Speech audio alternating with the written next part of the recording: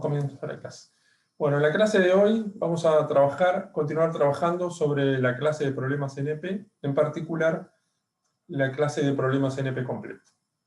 Bueno, recuerden que en la clase anterior estuvimos viendo que para poder determinar la clase de problemas NP completo teníamos una definición muy exigente, ¿no?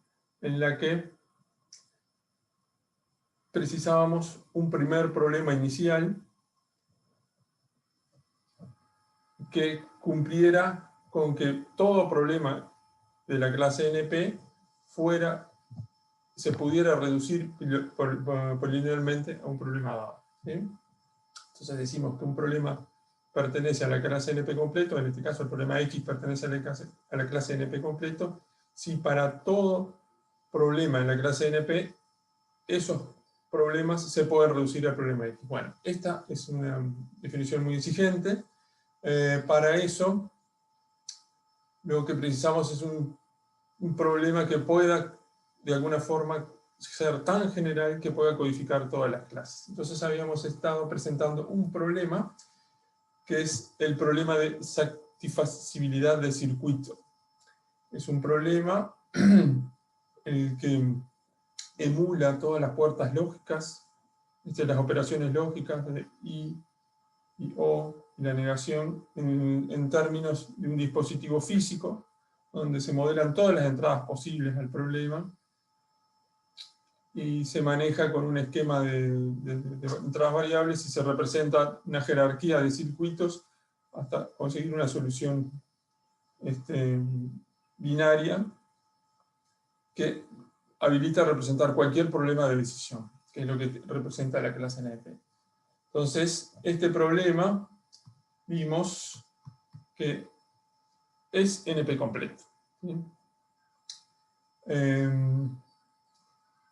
Y lo que requiere es probar que todo problema de NP se puede reducir en tiempo polinomial a N.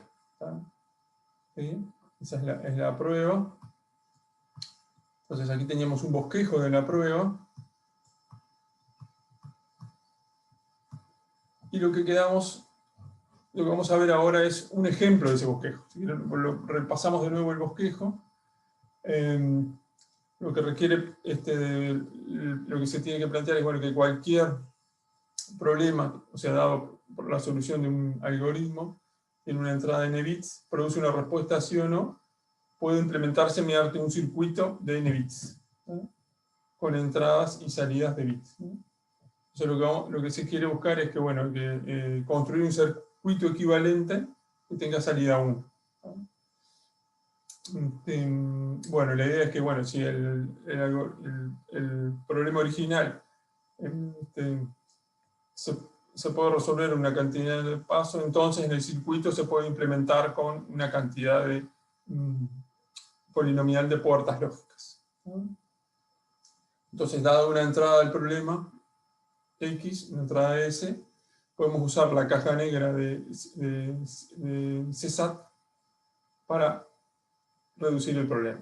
El esquema nuestro lo que hace es eso.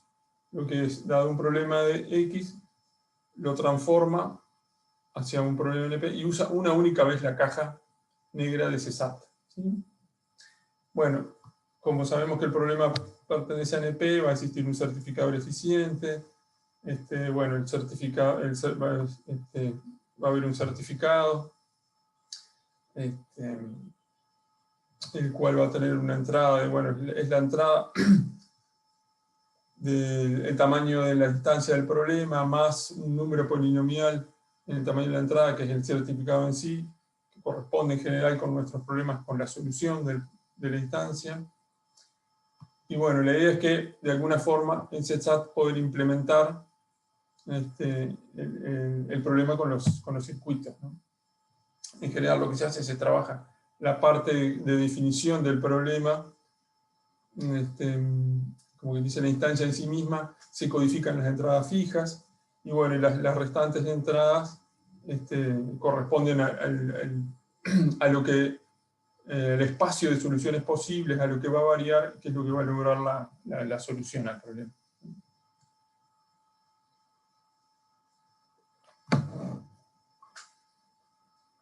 Y bueno, hay una equivalencia aquí, entonces dada una instancia, si solo sí existe una forma de configurar esos bits en la entrada del circuito, en las fuentes del circuito, tanto en las fijas como en la variable, produce una salida 1, entonces quiere decir que el circuito es satisfacible y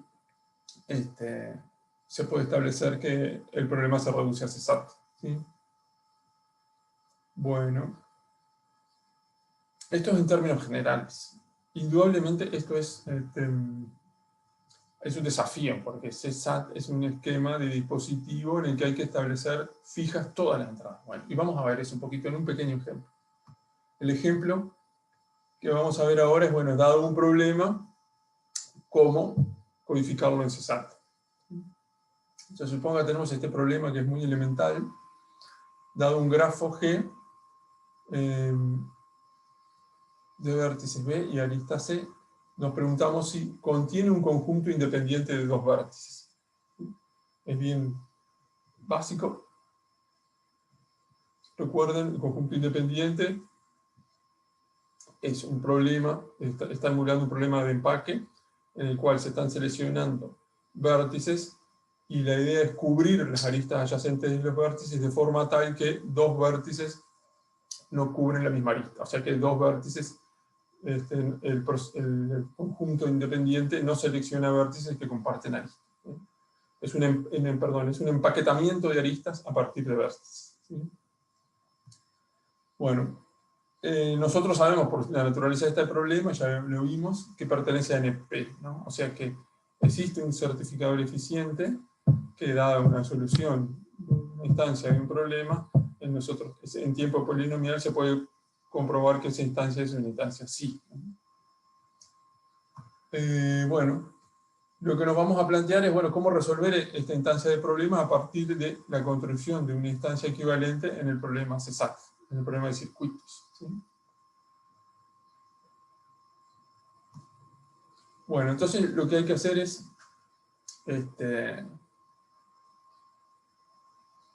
nos vamos a plantear ahora el esquema para CESAT. Entonces, el certificador eficiente del problema ahora lo vamos a tener que expandir.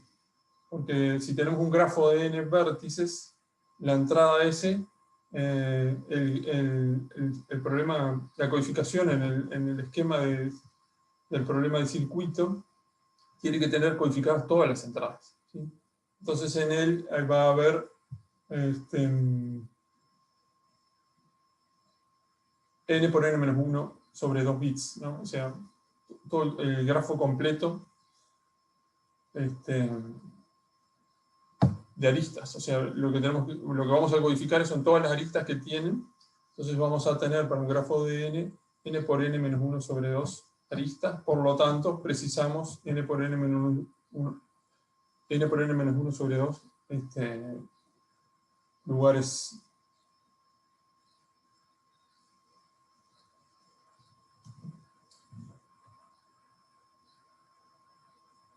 Y la solución, por ejemplo, el certificado, el tamaño del certificado va a ser solo de n bits, en el cual cada uno de ellos está indicando, bueno, si el vértice pertenece o no al conjunto independiente.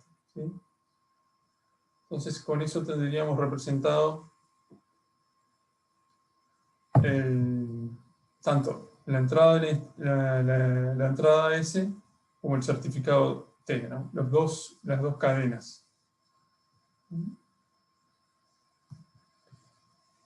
Bueno, lo que debe hacer el certificador es verificar que al menos 2 bits sean 1, porque esa es parte de la solución, ¿no? Recuerden que se están preguntando si el conjunto contiene 2 vértices, y que no hay pares de bits en 1, tales que forman una misma arista. O sea, dada una arista, eso tiene 2 bits, 2 vértices, y bueno, los bits correspondientes a esos vértices no pueden ser 1. Y bueno, ese es el certificador en sí, la estructura que va a tener. Bueno, y ahora, para ver este certificador está dado en términos generales. Lo que vamos a ver ahora es, bueno, un ejemplo muy pequeño de cómo construir la instancia de CSAT, ¿no? A partir de, se da una instancia del problema de independent set, cómo construir la instancia CSAT. Entonces, para eso se va a tomar una instancia bien pequeña que tiene solo 3 vértices. Los vértices U, V y W.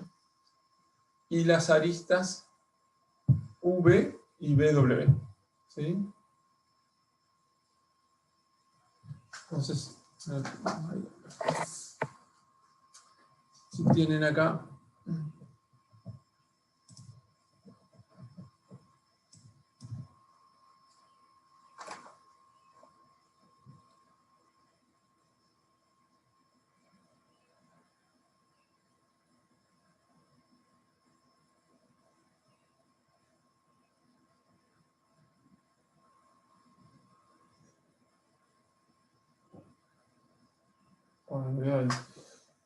vean que el grafo es ese nada más.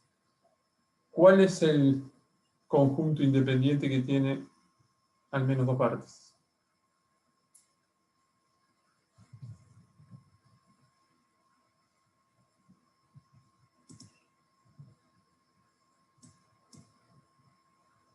¿Sí? Bueno, contestan por el chat. ¿Qué opinan los demás?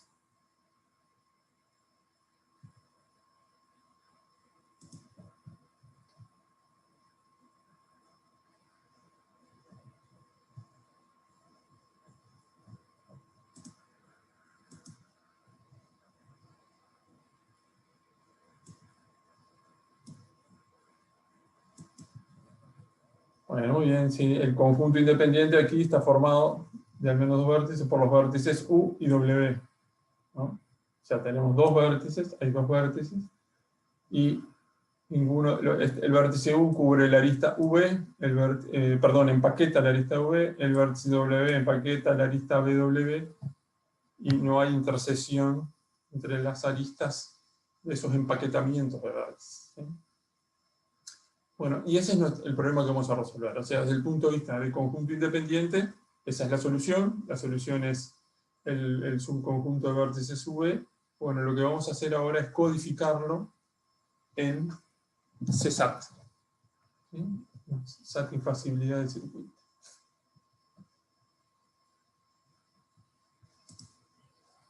Bueno, para ello vamos a usar la maquinaria descrita previamente.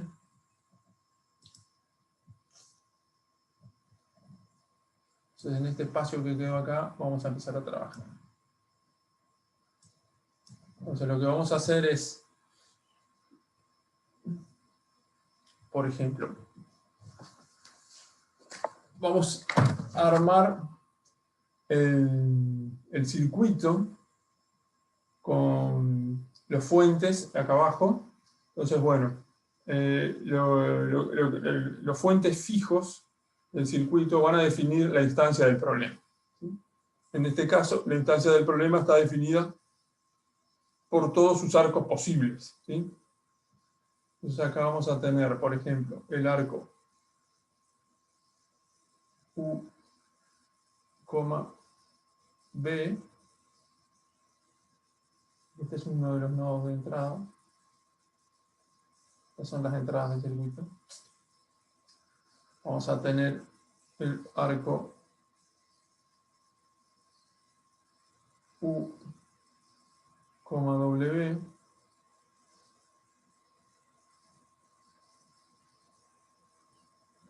Y el arco B, W.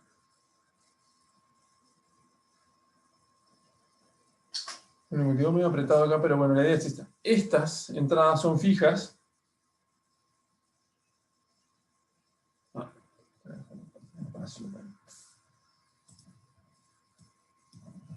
Estas 3 entradas son fijas y cada una de ellas, bueno, le vamos a asignar el valor. Entonces vean, nosotros en la instancia del problema, acá, tenemos que V pertenece a la instancia, o sea que esta va a tener un valor de 1, esta entrada va a tener un valor de 1 acá. La entrada la arista UW no pertenece al problema, o sea, esta va a ser 0. Y la entrada BW pertenece al problema. Entonces esta va a tener entrada 1. Disculpen que me olvidé de borrarlo de abajo para esto. Estas son las entradas fijas. Fuentes fijas también se dice.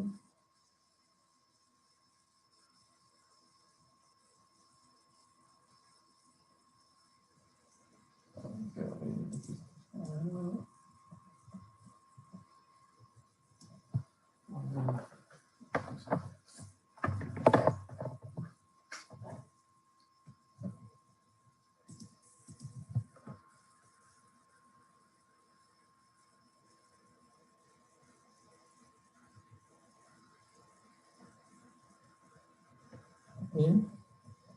Entonces tenemos esas fuentes fijas.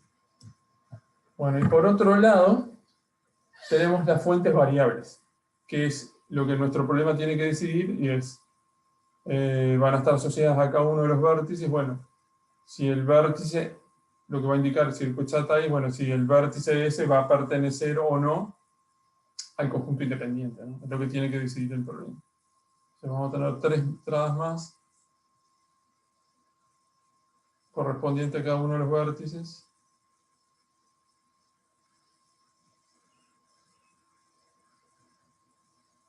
Que estas son variables, ¿no?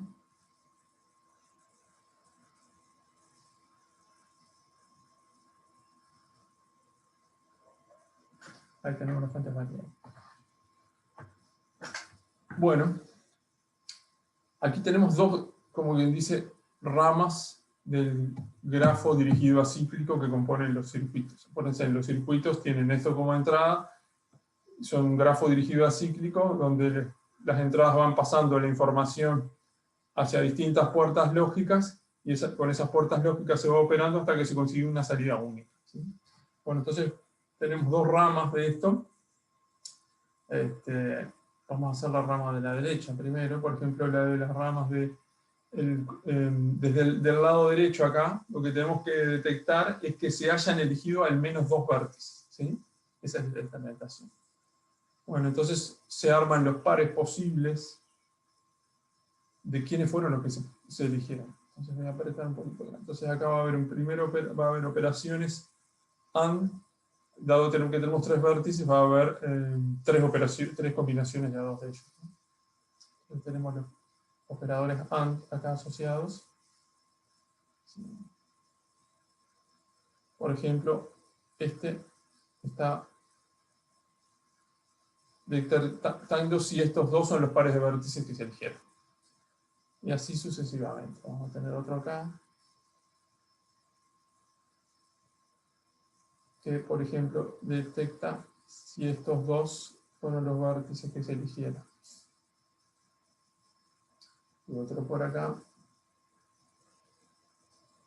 que detecta si estos dos fueron los que se eligieron. ¿Sí? Bueno, después tenemos que unificar estas decisiones. Bueno, y lo hacemos con una cascada de 2 operadores OR. Entonces, según las salidas de acá, por ejemplo, tenemos un operador OR acá, que unifica estas 2 primeras, y otro por acá, que unifica el resultado de esta con esta. Ven que aquí se podría haber elegido cualquiera de los 2 órdenes. Entonces, a este momento, nosotros tenemos en este punto,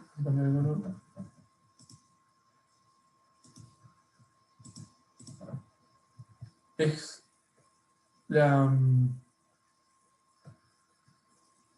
el valor de verdad de esto está indicando si se han elegido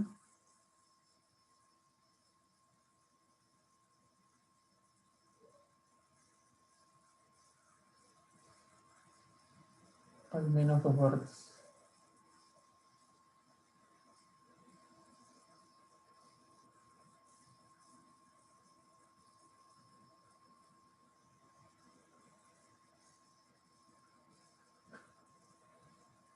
Esa es la situación aquí. ¿Sí? Bueno, ahora vamos al lado izquierdo.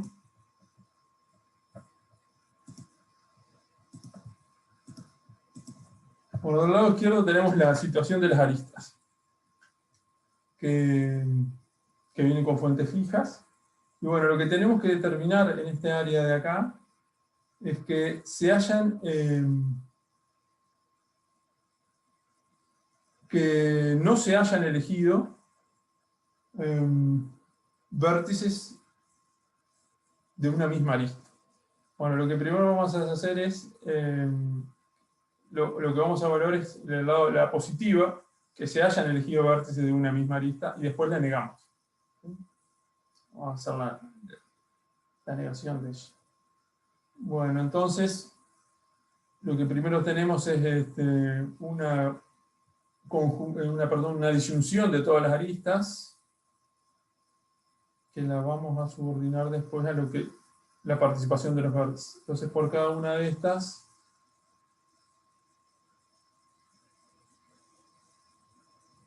tenemos que, bueno, la arista V va a estar si además se eligió el vértice U. Entonces, tenemos que vincular esta de acá con la salida de esta de acá. ¿Sí? Porque la salida, si se eligió el vértice U, es lo que está acá, ¿no? O sea que esta arista va. ¿Sí? Lo mismo para la arista UW. Esta arista se elige si se elige el vértice, perdón,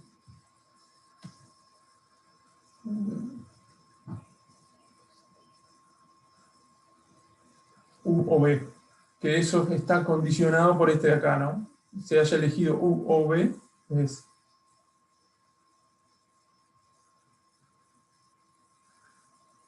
es la salida de esta. Y la arista BW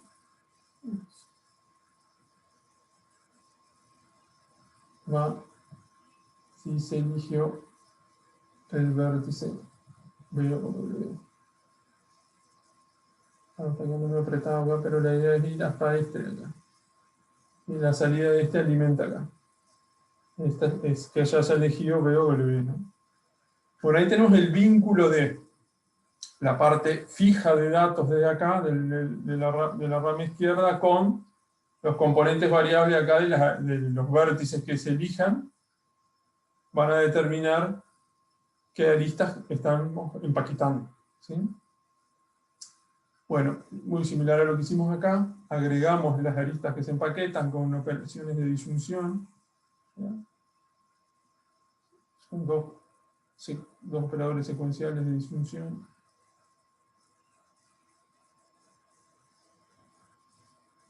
¿Sí? Entonces, a este punto, tenemos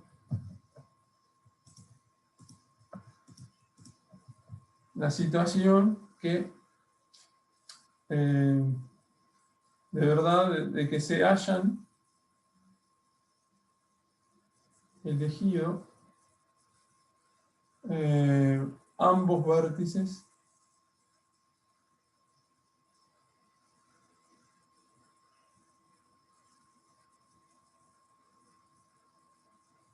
de una arista.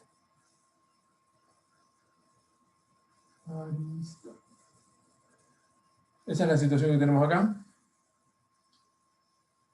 Bueno, pero nosotros queremos la complementaria de ella. O sea, que no se hayan elegido, que no haya ocurrido eso, ¿no? Entonces lo que hacemos acá es negarlo, porque para que sea independiente, para que sea un empaquetamiento. Negamos esta opción. Y bueno, y finalmente tenemos la negación de que no se han elegido, más que se hayan elegido, con la conjunción de estas dos decisiones determina la solución del problema final. Esta es la salida.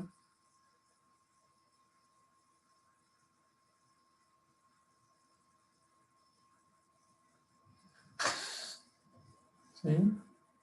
Y con eso queda determinado el circuito asociado a CESAR. Miren, por ejemplo, nosotros sabemos que la solución de esto es que el subconjunto independiente está formado por U y W. O sea que desde el punto de vista de la entrada, eso es desde el punto de vista del problema del conjunto independiente. Desde el punto de vista del problema CSAT, es equivalente a que U sea 1 acá, la solución la vamos a poner rojo, por ejemplo. Equivale a que acá hay una entrada de 1, acá hay una entrada de 0 y acá una entrada de 1, ¿no? O sea, esa es la asignación de bits del problema del circuito que hace que esto se verifique, ¿no? Ustedes lo Profe, una miran. pregunta. ¿Por qué Sí. queda un AND al cual solo le llega una entrada? Es acá, este de acá, Sí. es porque un AND, no, este es un NOR, un NOT, no sé si no quedó claro, es la negación, lo explico de nuevo. Ah, es un NOT. Ah, Sí. está, no dije nada. Porque hasta acá, hasta esta situación de acá, hasta acá, se han elegido, llegamos con la condición lógica que se han elegido ambos vértices en una lista. O sea que viene la lista con... Pero lo que precisamos es la negación, ¿no? Queremos negar eso. Si se eligieron, bueno, no. Vamos con el valor de verdad opuesto. Bueno, si instancian esto con el 101, bueno, acá vean, 101, acá viene un 1, este es un valor 1, o sea que por acá va a ir un 1, ¿no? Pueden hacerlo el recorrido. Si quieren lo hacemos. Lo hago en rojo, por ejemplo. Este entra 1, ¿no? Este de acá es 1. Entonces, esta va. Vamos a hacerlo en rojo, ¿quién lo puso? Acá sale un 1, ¿sí? Acá entró un 1. Esta y esta también dan. Perdón, vamos a ponerlos acá. No, me equivoqué. Perdón, al revés. Ups.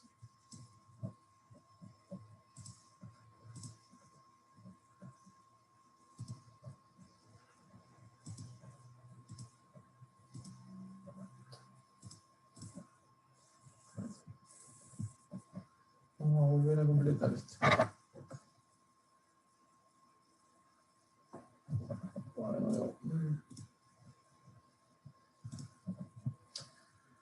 Si quieren lo hacemos. Miren, esta vale 1 y esta vale 0. El AND de acá va a determinar que esto es 0, ¿no?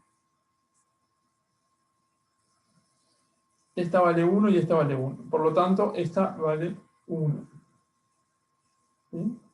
Esta vale 0, por lo tanto, esta vale 1, 0. ¿Sí? 0, 1, 1. 1 o 0, 1. Hasta acá llegamos con 1. Vamos por acá. Esto vale 1. Acuérdense que estaba fijo acá. Pero tiene un 0 de acá. Es un AND, entonces vale 0. Esta vale 0. Esta vale 0 de acá. Y la de acá vale 1. Por lo tanto vale 0. Esta vale 1. Y esta vale 0. Por lo tanto vale 0. El OR de acá son 0. El OR de acá son 0. Negamos un 1. 1 y 1, 1. ¿Sí? Lo que hace el dispositivo de CSAT es propagar en el DAG S los valores de verdad de las entradas fijas y las entradas variables y logra la salida que es equivalente a la otra, ¿no? O sea que el problema independent set se puede codificar con el problema de satisfacibilidad del circuito de esta forma, o sea, el problema, esta instancia, ¿no? Bueno, vean que es un mecanismo que obviamente implica, tiene circuits, CSAT tiene un poder muy grande de representatividad de cosas, porque bueno, tiene todas las puertas lógicas, todas las entradas posibles hay que tener, vean que en las entradas fijas hay que mantener todo, pero tiene un costo enorme esto, ¿no? O sea, este es un artificio que lo que hace es permite el desarrollo de la teoría. Pero en la práctica uno no usa esto. Para verificar si un problema pertenece a NP completo, uno usa usa un mecanismo alternativo. O sea, no se impone la condición de que para ver si un problema pertenece a NP completo, hay que reducir todos los problemas que están en NP hacia ese problema. Eso no se hace. Lo que sí se tiene es un primer problema, que es CSAT, y lo que se hace es, a partir de él, categorizar los problemas NP completos. Y para ello lo que se hace es usar el esquema de reducción en tiempo polinomial que vimos anteriormente. ¿Sí? Entonces vamos a... Disculpa, una consulta. Sí. Viste que acá lo construimos el circuito medio mano, en realidad, pero Sí. para construirlo en general, para cualquier problema, ¿tenés como un algoritmo, algún paso a seguir o algo? Y bueno, esto es como la lógica. Hay que armar reglas lógicas. Es como demostrar casi. No hay un autómata. O sea, digo, las reglas son, hay un mecanismo, hay ciertas reglas de base, pero no hay una forma, automática de hacerlo. Y entonces, cuando Es lo usamos una en una lógica. prueba. Bueno, ¿qué es lo que pasa? Nosotros sabemos que esto existe y lo podemos hacer. O sea, tenemos una cosa que es equivalente y lo podemos hacer. Lo que ocurre es que es lo mismo que pasa con las demostraciones de los teoremas. O sea, no hay forma de uno demostrar automáticamente las cosas. O sea, puede armarse ciertos esquemas de base, pero después depende del camino que tome, ¿no? Hay potencialmente muchas formas de representar esto. Claro. O sea, tenemos la existencia, pero no tenemos una forma de construirlo, digamos. Exactamente. Esa es la idea central. Nosotros tenemos este dispositivo que realmente emula las computadoras, la lógica, ¿no? Las puertas lógicas, que nos plantea que, bueno, que podemos pasar, que tenemos un problema tan general como CSAT, que va a permitir codificar cualquier cosa, que es un poco lo que vimos en la proposición anterior. Bueno, y este es un pequeño ejemplo, para ver, bueno, ¿de qué trata todo esto? El asunto que hacer esto para cada problema es un esfuerzo enorme. Además, vean que solo hicimos para una instancia el problema, ni siquiera tiene eso además. O sea, que como que esto habría que generalizarlo si uno lo quiere plantear para todos los problemas de Independent Set. Acuérdense que Independent Set se caracteriza por el conjunto de todas las instancias de este tipo, de este y todas las que hay, ¿no? O sea que es eso. Ese es un dispositivo que sabemos que existe y que lo podemos usar y que nos permite establecer la equivalencia. Pero en la práctica no se usa esto. Y vamos a hacer eso.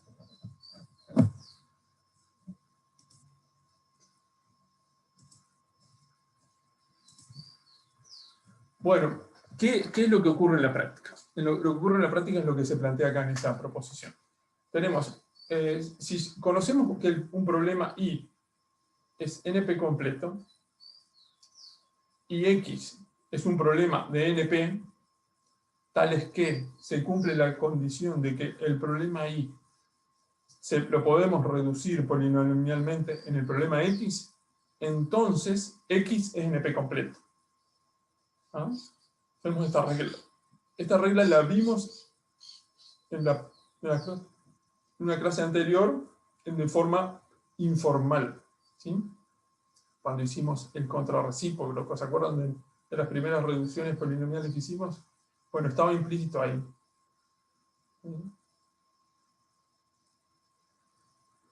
Bueno, y esta es la herramienta esencial que se tiene para trabajar esto. ¿Tá? Vean que si disponemos de un primer problema, que sea NP completo, y nos preguntamos, bueno, este nuevo problema que de alguna forma construimos nosotros, ¿podemos decir que está en NP completo? Bueno, si logramos afirmar que el problema ese está en NP y además el que podemos reducir el problema que ya sabemos que está en NP completo a él, entonces nuestro nuevo problema está en NP completo.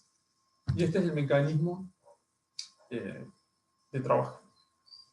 O sea, bueno, vamos a ver un poco la prueba. tenemos entonces que damos un problema de NP, el problema X, ¿no? Está en NP, entonces ya sabemos que se cumple la primera propiedad, ¿está? La primera propiedad de que un problema pertenece a NP completo. Y solo se necesita verificar la segunda, que es la propiedad súper exigente, ¿no? Esa, ¿no?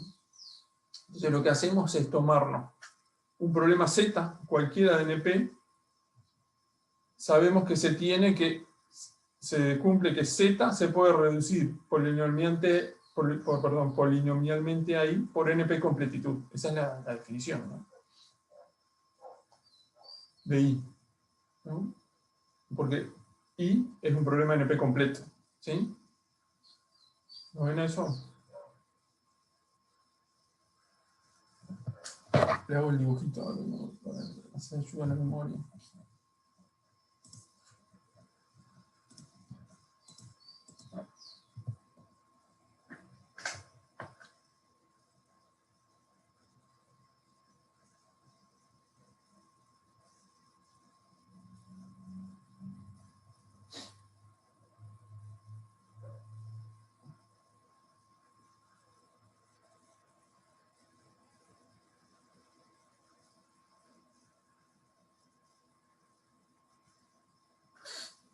Nosotros sabemos que I está acá adentro. ¿No? Nos preguntamos un X, tenemos un X, que queremos indagar a ver si está acá adentro. Entonces, el artificio es, nosotros sabemos que cualquier problema de Z, acá, cualquier problema Z puede estar o no en NP. Sabemos que, por definición, se cumple que desde él podemos ir a mediante una reducción polinomial. ¿Sí? Siempre se cumple esto. Les pongo una flecha acá para acordarnos que vamos de él a él. Entonces, el Z puede estar acá adentro también. ¿Sí? Esta es la definición. Por definición tenemos eso. Y además sabemos ahora, bueno, imagínense, tenemos un problema X, que inicialmente no sabemos si está en NP completo o no. Nosotros sabemos que por definición de NP completitud, esto también se está cumpliendo. Pero ahora, además, sabemos por hipótesis que I se puede reducir polinomialmente a él, la de acá para acá. ¿Ah?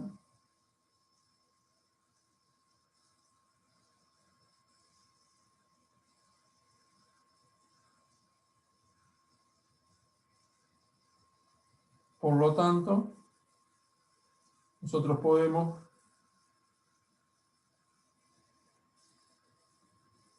por relación transitiva reducir de Z a X.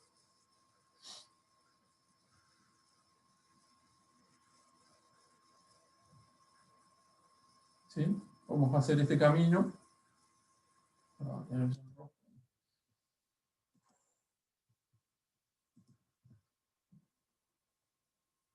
De acá a acá y de acá a acá. Eso hace que el X realmente no esté acá, sino que esté acá adentro. Lo mete para adentro. ¿Sí? Si eso ocurre, todo esto de acá no va a estar afuera.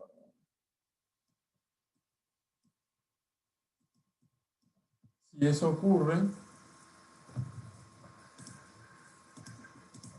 todo esto de acá queda del lado de adentro.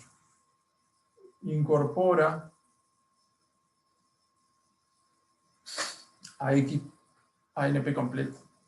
¿Sí?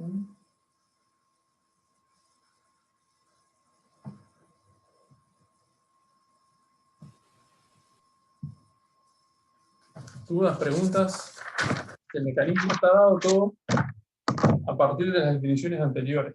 Más, ya esto lo teníamos implícito en la definición de... Lo único que agregó la proposición esta es, bueno, que ya sabemos que hay un problema en el P completo, entonces nos permite, dada la reducción en tiempo polinomial, caracterizarlos. ¿Sí? Caracterizar otros problemas. Esto vale también si vos sabés que, si yo solo sé que X es, perdón, que Y es NP. Yo sé que Y, Y es NP por definición, sí. ¿Te acordás que todos son NP? pero, o sea, si yo tengo un problema si yo rebusco un problema a un problema que es NP, no necesariamente NP completo. Acordate que todos nuestros problemas están en NP por definición. Todos tienen que tener un certificador eficiente.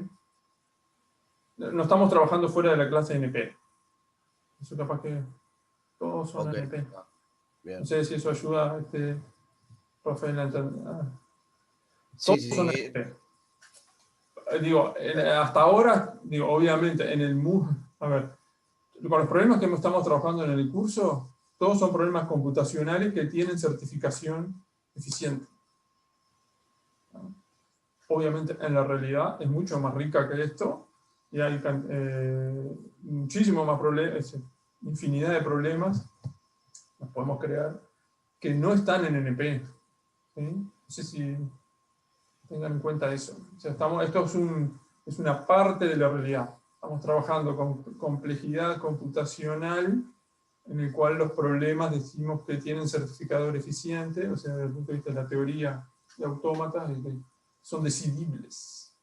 Lo van a ver más adelante. Todo eso. O sea, no tenemos que probar nunca eso que están en NP porque ya estamos trabajando en esta. Lo probamos diciendo que tiene un certificador eficiente. Sí. Lo hacemos así. Ok. Es la propiedad 1, ¿no? Dado que el problema, vuelvo para atrás un poquito si quieren.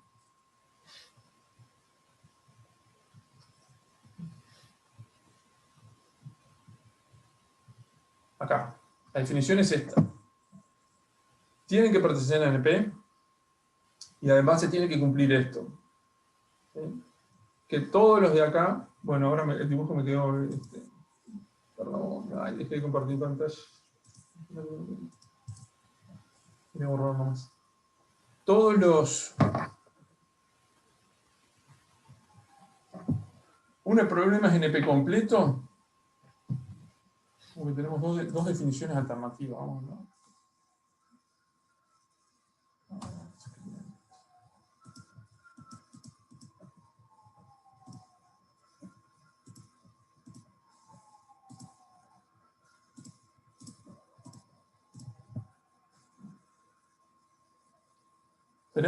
Nosotros estamos solo interesados en la clase de problemas NP. ¿Sí? Queremos categorizar nuestros problemas difíciles. Los ponemos de este lado, ¿sí? NP completo. El mecanismo nos dice que, bueno, el problema ese problema X en cuestión, tiene que estar acá adentro. Pero además, para todo Y que pertenece a NP, yo puedo reducirlo polinomialmente. Se tiene que cumplir esto. Que todos los que están en NP los puedo reducir acá. Los Y pueden estar acá adentro también, ¿no? Y es 1, Y es 2. Vean que esta definición es súper exigente. Lo que hicimos fue conseguir un problema acá clave, que es el CSAT, que sabemos que está acá. ¿Por qué? Porque tiene un mecanismo de construcción tan general que esto se cumple.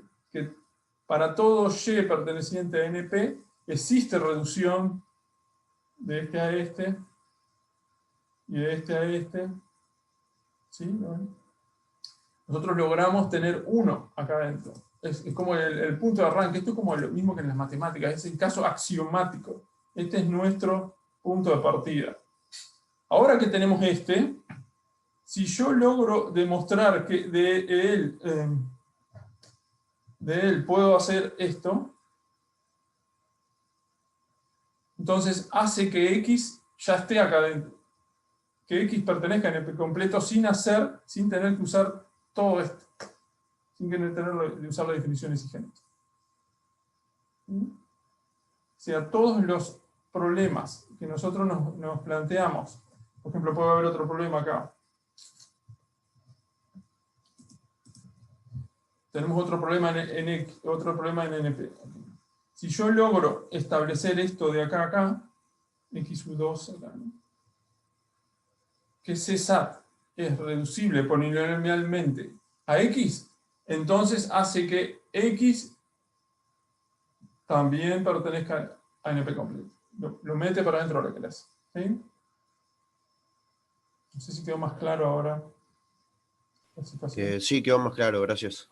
Es como que, bueno, desde NP a NP completo, todas las reducciones son posibles. Ahora, las reducciones que ya, de problemas que ya sabemos que están caracterizados en NP completo, que van hacia otros problemas, hacen que categoricen esos problemas como NP completo. Como que acá adentro tenemos circuitos de reducciones, es lo que va a ocurrir. Vamos a tener circuitos de reducciones más, pues, aplicando la propiedad transitiva, todos los problemas de estos que son NP completos, dado CSAT, CSAT va a empezar a derivar su NP completitud, también va a poder hacer hacia otro, y bueno, todos esos, un XU3, un XU4, todos los que derivemos acá adentro, o sea, dado que sabemos que es un problema difícil, NP completo, si lo podemos reducir polinomialmente a otro, entonces todos ellos van a hacer NP completo. Tengan en cuenta, todo esto es un esquema para categorizarlos en base a relaciones. ¿Por qué? Porque todavía no se ha podido definir que ninguno de los que está ahí tenga resolución eficiente o no. El día que se decide, si se logra decidir que alguno de estos problemas, CSAT, o todos los que se pudieron reducir a partir de él, tiene resolución eficiente, la clase la clase NP es absorbida por la clase P. Por eso la ponemos por acá. Como que dice P, se consume todo NP y todo queda P igual a NP. Si por el contrario se logra demostrar que estos problemas no tienen resolución eficiente, que es la conjetura actual desde el año 1900, de la década del 60, realmente va a existir una clase de problemas NP completo y por lo tanto se puede afirmar que la clase P es distinta a la NP. O sea que hay algunos subproblemas que no tienen resolución eficiente. Esa es la esencia de todo esto. ¿Sí? Bueno, y eso a grandes rasgos. Vamos a seguirlo viendo ahora en detalle. Entonces, volvemos a donde estábamos. Vamos a hacer un gran resumen.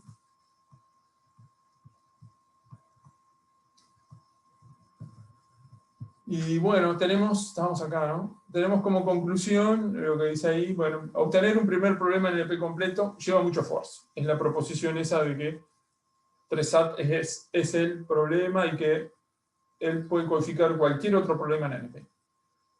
Pero, dado que ahora tenemos uno, probar que nuevos problemas pertenecen a NP completo solo requieren la reducción desde un problema que ya se sabe que es NP completo. O sea, requiere la aplicación de esa proposición 14. Y ese es el mecanismo que se usa. ¿Sí? Para categorizar los nuevos problemas.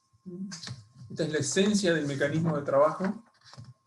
O sea, en la práctica lo que se hace es, bueno, yo tengo algún problema, un nuevo problema, y bueno, a partir de todos los que andan por ahí, que ya saben que son NP completos, busco alguno cuya estructura, naturaleza de propiedades sea similar, y bueno, trato de reducir desde ese, que se sabe que es NP completo, a mi nuevo problema, que es el que me estoy planteando, a ver si es NP completo. En la práctica es lo que se hace. Entonces, dado que tenemos ahora vamos a una primera reducción. Bueno, una primera proposición es que 3SAT es NP completo. ¿Sí? Es una primera aplicación de esto, bueno, es ver, es un bosquejo vamos a ver un bosquejo de todo el mecanismo de conversión que vamos a usar. En sí, lo que vamos a hacer es, bueno, una reducción que tiene una única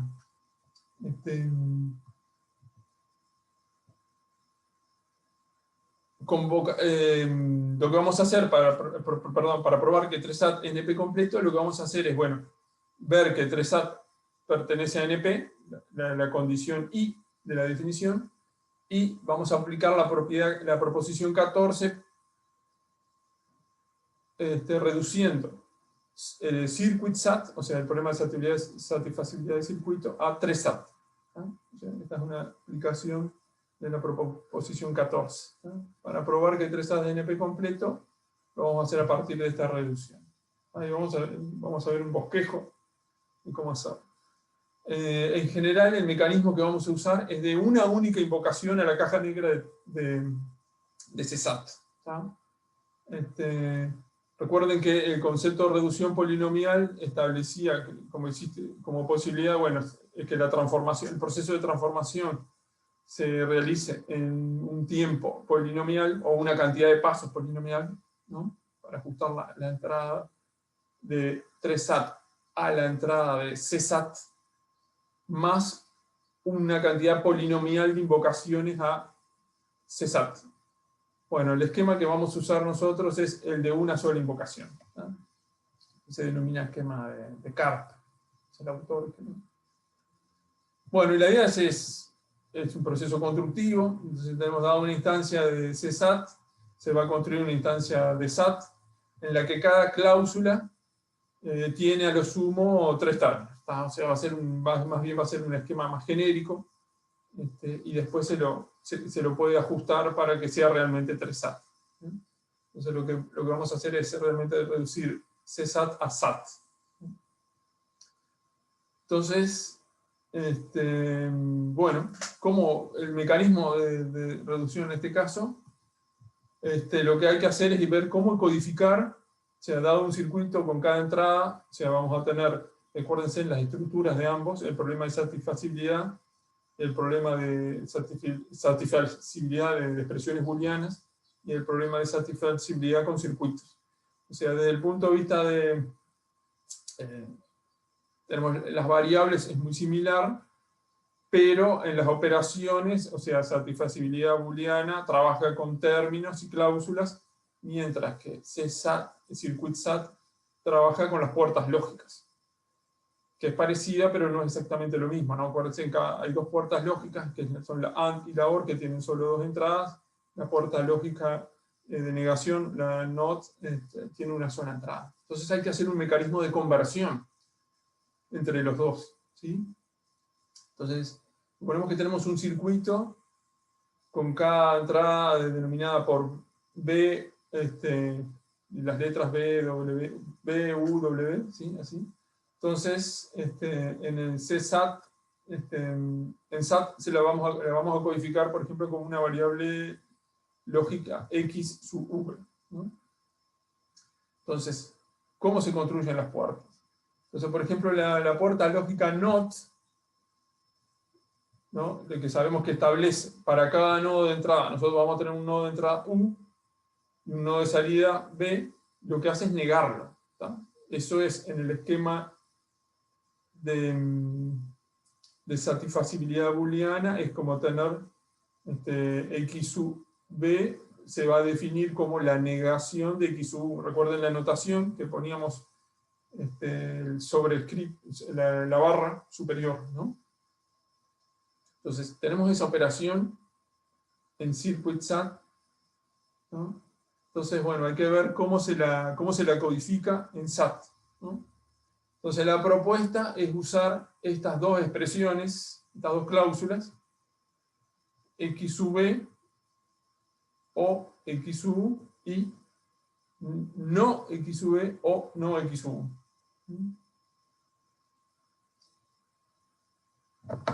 ¿Sí? Que lo vemos acá, a ver si...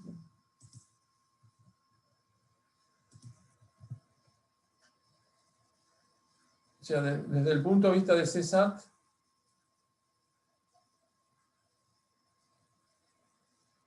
tenemos una entrada.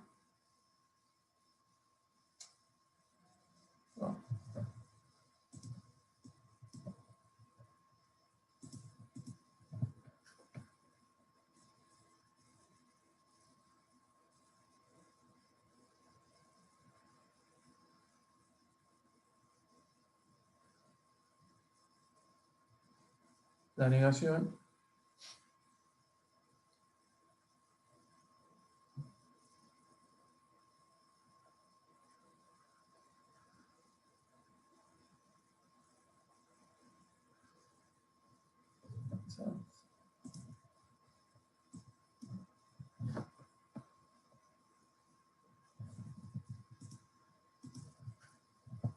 Esto en SAT equivale a tener estas dos cláusulas. Acuérdense que SAT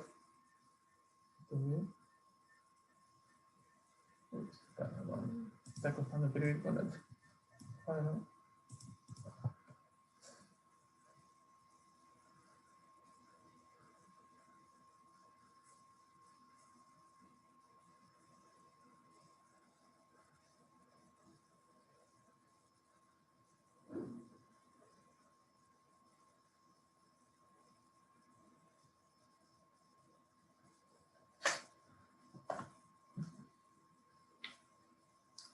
¿Los convence?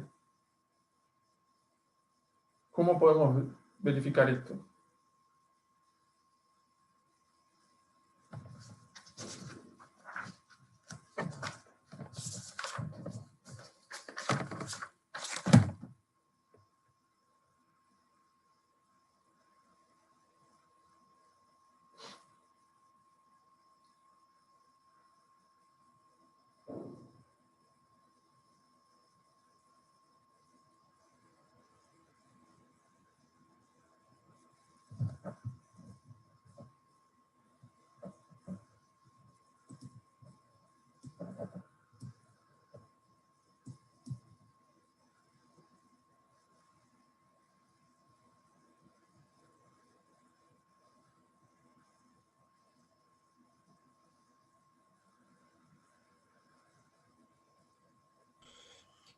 Una pregunta, capaz que me No perdí. sé si se entendió, a ver, sí. Lo que queremos hacer es hacer una reducción polinomial del problema de los circuitos con el de 3 SAT.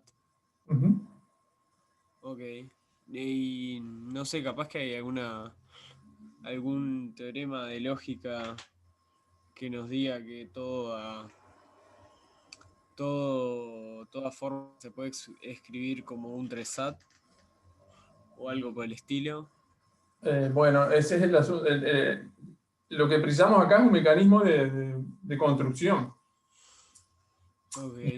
Ya se le está planteando, miren, para el operador, para la puerta lógica de negación, sería esta. La pregunta, ¿es correcto eso? ¿Funciona?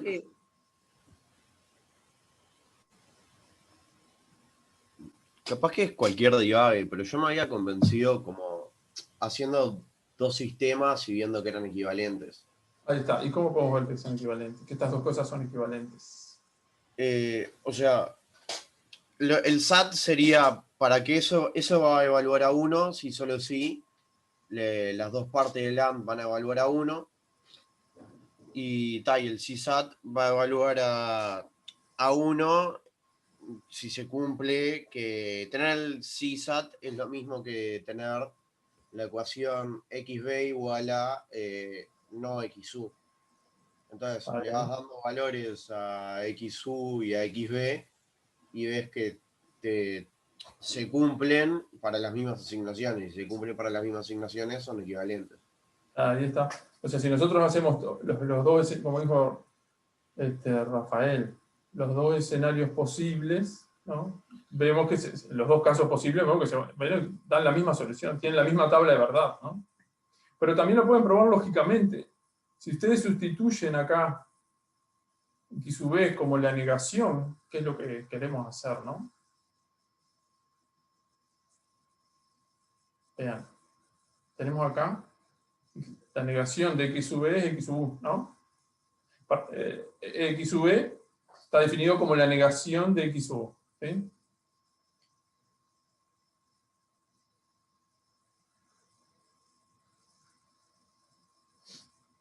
Por lo tanto, acá, ¿qué va? Va X sub U, ¿no? Es el opuesto.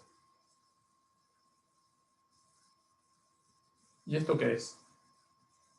Vean, tienen X sub U negado o X sub U. Por lo tanto, y X sub U negado, esto es una tautología. ¿Sí? ¿Lo ven ahí?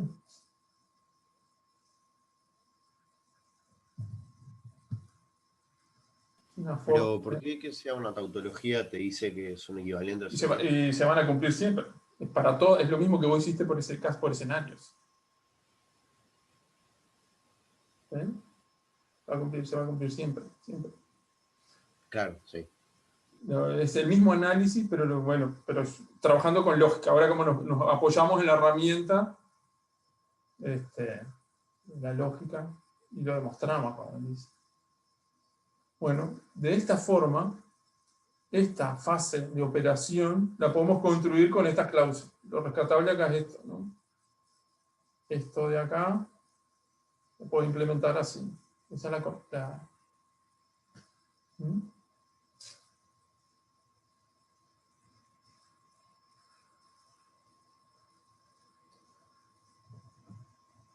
Bueno, seguimos. Nos quedan las otras dos operaciones. Entonces tenemos el operador OR, O, que ahora fueron dos nodos de entrada y uno de salida. La puerta lógica OR tiene esa característica. Si la codificamos de esa forma, es el OR de una entrada XU y una entrada XW, y tiene una salida que va a ser XV, de corto. ¿No? Lo que está representado acá. Para codificarlo en SAT se establecen las cláusulas que están ahí abajo. O sea, la conjunción de esas tres. ¿Sí?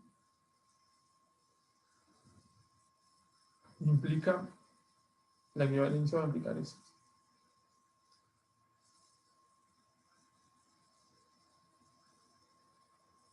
Bueno, vean que lo podemos hacer un análisis por caso. Si XU o XW, si alguno de los dos es 1, XV tiene que ser 1, ¿no?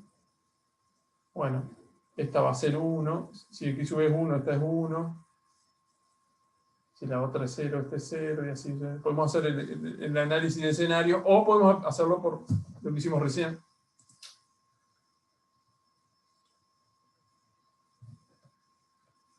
Ya, tenemos acá CSAT. Vamos a representarlos de nuevo. Tenemos XU.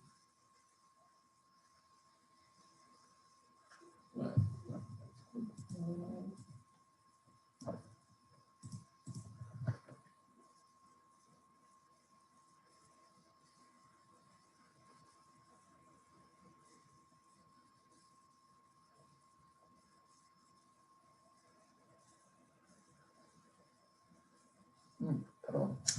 Me quedo. Parece más despacio.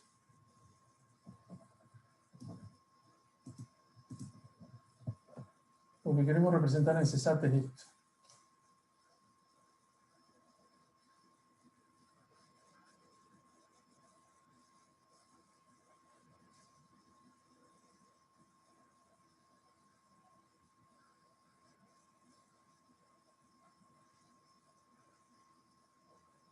Y este es el resultado. Lo que está acá es el resultado, ¿no? XV.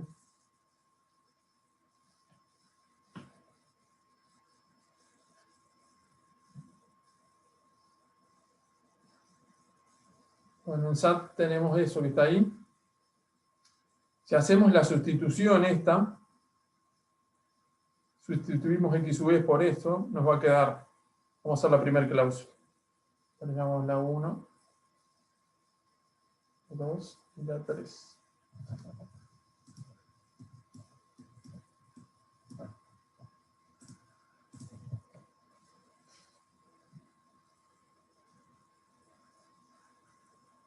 En la 1, vean que nos queda XU o XW, disyunción XU. ¿Sí? En la 2 nos queda XU o XW, unión la negación XU. En la 3, me corro hacia la izquierda porque no entra. Nos queda XU, XW, todo eso negado, que es este término de acá, ¿no? O X U unión X U W. Bueno, vamos por... Acuérdense que las tres se tienen que cumplir, son la conjunción de las tres. La primera, tenemos XU o XW o no XU. Esto es una tautología, ¿no? Porque tiene XU y XW. Siempre va a ser verdadero. ¿Sí? Lo mismo esta de acá, porque tiene estas dos. Esto siempre va a dar verdadero. Y hay que mirar más en detalle esta de acá. La primera parte de la negación, si aplicamos ley de Morgan ahí, nos queda la negación de XU y la negación de XW. O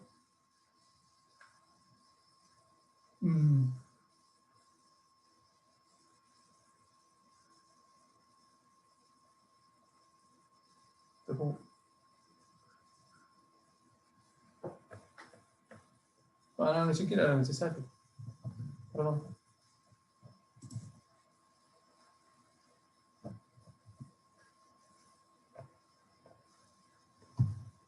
No, pero esto no es necesario, ¿no? Ven que tengo lo mismo, es el mismo término. Este término o este término. Esto también es una tautología. Por lo tanto, la conjunción de las tres es una tautología. Vean que se cumple. ¿Sí? Es la codificación del circuito este, de la puerta lógica OR, implica en CSAT disponer de la conjunción de esas tres cláusulas. ¿Sí? Tenemos el mecanismo. ¿Sí? Bueno, hay que hacer algo similar para la puerta AND, que es muy parecido a la OR. Claro, hay unos detalles de quién es el que se niega y quién es no. O sea, tenemos la misma, una entrada que ahora es una conjunción de dos, ¿no? Dos fuentes, y esta, lo que representa nuestra salida lo tenemos en XV, o sea, para verlo en SAT, el resultado es ese. Bueno, esa puerta lo podemos representar con estas cláusulas. ¿Sí? ¿Dudas, preguntas hasta acá? Bueno, vean que el esfuerzo es importante, o sea, pero se puede hacer, ¿no? Es todo un mecanismo lógico en el cual podemos pasar de una puerta a cláusulas. ¿Sí? Bueno, y seguimos.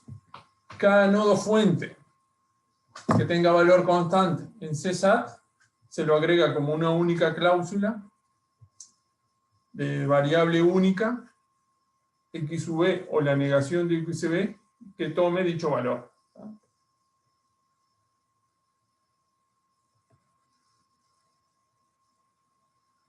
¿Cómo podemos hacer eso en SAT? Una variable toma un valor.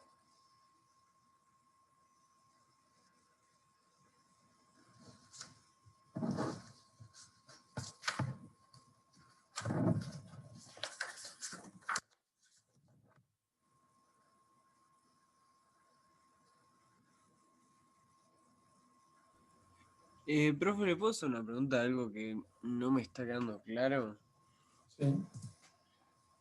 O sea, el circuito que estábamos tratando de armar es combinatorio, ¿no? El circuito, como ya vimos, o sea,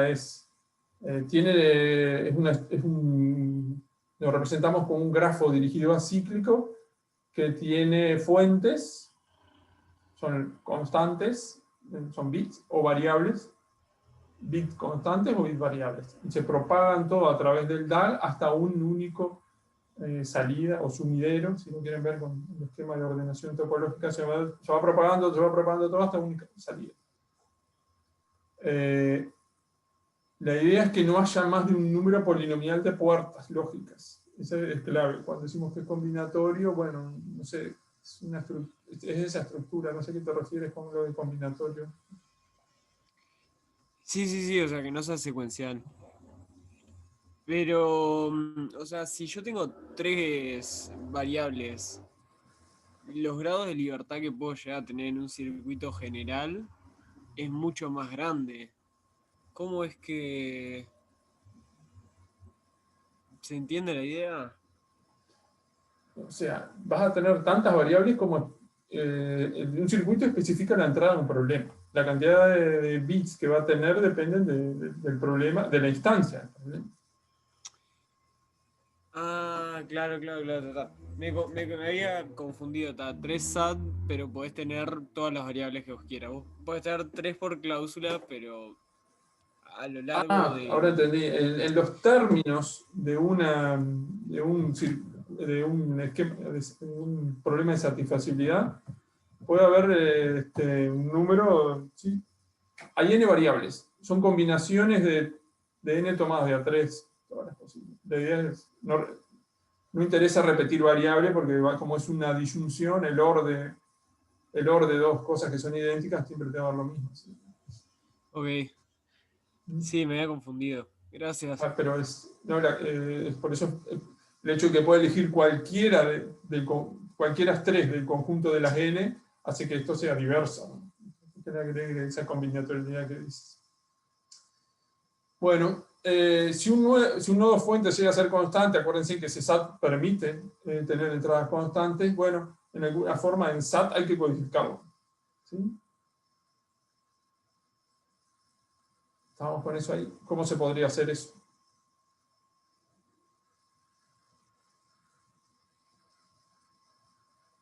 Recuerden que SAT no tiene ninguna forma de decir esta variable tiene per se, ¿no? No tiene eso de las entradas fijas. Pero yo la variable la quiero tener representada en el problema.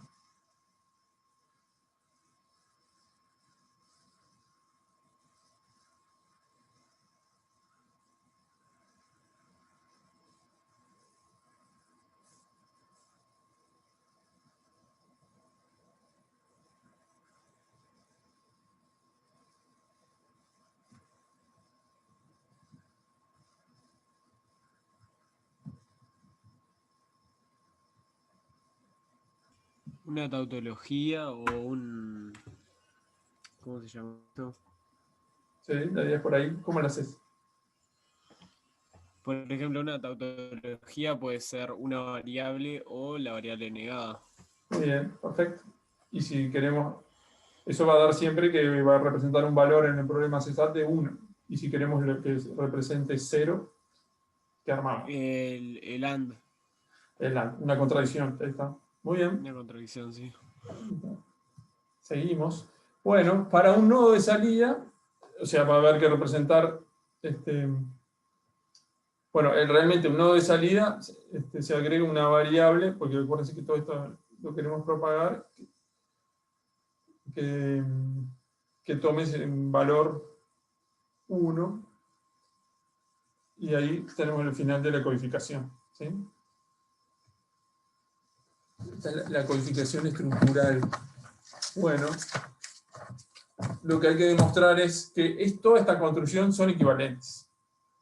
¿Ah? Y bueno, lo que se hace es como un análisis por el caso de que sea verdadero, por el caso de que sean satisfacibles los dos, entonces se argumenta una asignación de los nodos fuentes de un circuito y su propagación hasta el nodo de salida permite establecer en el problema 3SAT un correlato de asignación de las variables y la evaluación de todas las expresiones, ¿no? De las cláusulas y la conjunción final que corresponde, ¿no? Y por otro lado hay que hacer el paso opuesto. En la equivalencia hace parte de que el problema SAT es satisfacible, entonces se argumenta de que ahí existe una instancia que es sí, y que bueno, eso corresponde, que los valores asignados en el circuito van a ser 1 y que se propagan todos hasta la salida y da una salida de 1. Bueno, esa es la fase, en este caso es fácil de verlo porque están muy vinculados unos con otros, y por lo tanto se satisface uno y los dos son equivalentes, ¿no? Bueno, lo que vimos acá lo vimos en términos generales para SAT. Lo que falta ajustar es que fuera 3 SAT, que hay que tener 3, que cada término tiene exactamente 3 variables, perdón, que cada cláusula tiene exactamente 3 términos. Eso es un ajuste que hay que hacer menor para realmente tener la equivalencia total. ¿Sí? Pero bueno, la idea de las demostraciones van a ser siempre así, o sea, la equivalencia de la instancia de salida sí de 1 con, o sea, dada una instancia que tiene, en este caso, es satisfacible, tiene salida 1, es equivalente a la otra. ¿Tá? O sea, si existe una instancia con respuesta sí de SAT, existe una instancia de circuit SAT que tiene valor de salida 1 y viceversa. Dada esa instancia de circuit SAT que tiene salida 1, se corresponde con una instancia de SAT que tiene salida sí. O sea, los esquemas de cómo probar la reducción polinomial de un problema NP completo en otro problema usan este mecanismo. Usan una única transformación, hay que hacer una transformación de la estructura y después establecer la equivalencia. Porque en las instancias, porque esa transformación de la estructura puede ser que no sea totalmente simétrica, equivalente. Entonces por eso se precisa además demostrar que hay una instancia sí, que sí son equivalentes. Dada una instancia, la respuesta sí de uno equivale a la respuesta sí del otro. Y bueno, este mecanismo se puede utilizar para categorizar. Se puede utilizar para categorizar muchos de los problemas que ya vimos que se redujeron en tiempo polinomial de unos en otros. ¿Sí? Entonces, como nosotros ya sabemos quiénes se pueden reducir en tiempo polinomial de uno en otro, y sabemos ahora que alguno de ellos es NP completo, entonces aplicando la última proposición que vimos, podemos propagar que todos los demás son NP completos, obviamente manteniendo la dirección de la definición, ¿no? O sea, vuelvo un poquito para atrás. Lo que vamos a aplicar es la proposición 14. Nosotros sabemos ahora que tenemos un problema NP completo, por ejemplo 3SAT, y sabemos que conocemos muchas reducciones polinomiales. Entonces podemos derivar que esos otros problemas van a ser NP completos. Y aquí tenemos, para establecer un poco de memoria, ya se había demostrado previamente que 3SAT se podía reducir polinomialmente a independent set, que independent set se puede reducir en vertex cover en set cover, y por otro lado tenemos que independent set se puede reducir en tipo polinomial a set packing. Entonces todo esto, aplicando la proposición 14, permite deducir que todos ellos son NP completo, porque sabemos que 3SAT es NP completo, cada uno de estos problemas pertenecen a NP, o sea, son decidibles, tenemos un certificado que se puede obtener en tiempo polinomial. Y bueno, los podemos categorizar a todos como problemas NP completos. O sea, todos estos problemas son NP difíciles. O sea, perdón, NP completos. O sea, son difíciles, tienen una resolución difícil. ¿Sí? Entonces vean que ahora hicimos la síntesis de las dos técnicas que usa la complejidad computacional temporal. La primera, que es la reducción en tiempo polinomial, ¿sí? Es un mecanismo genérico que nos permitió clasificar problemas que pertenecían a P también, pero su contrarrecíproco nos permite clasificar los problemas que pertenecen a P completo a partir de que tenemos uno, que es el problema de base, el problema original, que es el circuit SAT, podemos categorizar a los otros. O sea que la proposición 14 lo que hizo fue esa síntesis, o sea, de las dos cosas, y nos permite establecer la categorización de los problemas. ¿Dudas, preguntas hasta acá que tengan? ¿Comentarios? Profe, esta última que pusiste que es independent set menor o igual que set packing, Sí, O sea, como Independent Set acabamos de probar que es NP completo, entonces Set Packing también va a ser NP completo y por lo tanto son igual de difíciles, digamos. sí, sí. Pero, no sé, me parece un poco sorprendente porque Independent Set como que tenías la restricción de que un elemento, tus elementos eran eran las aristas, así lo probabas el Independent Set, la equivalencia del Independent Set al Set Packing. Pero ahí tenías que un elemento de tu de cada elemento del conjunto universal que querés hacerle el packing, digamos, solo puede estar en a lo sumo dos conjuntos. Y eso es como que, no sé, como que un poco más restrictivo que Sí, el set estoy de packing. acuerdo. O sea, lo vimos, en la instancia que vimos fue una instancia reducida porque para plantearnos el pequeño circuito ese, el pequeño problema de dos vértices nomás. Pero Independent Set es un problema más general. Acuérdense en que es dado un conjunto de vértices, ¿no? Hay que descubrir un empaquetamiento, ya nos vamos a la jerga, ¿no? Hay que descubrir qué vértices, una cantidad, un subconjunto de los vértices tales que cubren que sus aristas no son adyacentes. Eso si lo plantean de un punto de vista de conjunto solamente, es un empaquetamiento de conjuntos. Lo que hay que descubrir es cuáles vértices son los que empaquetan el conjunto de aristas tal que es máximo. O sea, la mayor cantidad de su conjunto de vértices de mayor tamaño, tal que empaqueta todas las aristas posibles. Cuando decimos empaquetar, acuérdense, los paquetes de aristas esos no pueden tener aristas comunes. Ese es el concepto de que son independientes. Así que hay conflictos y no queremos que que la intersección de ellos sea vacía. ¿Sí?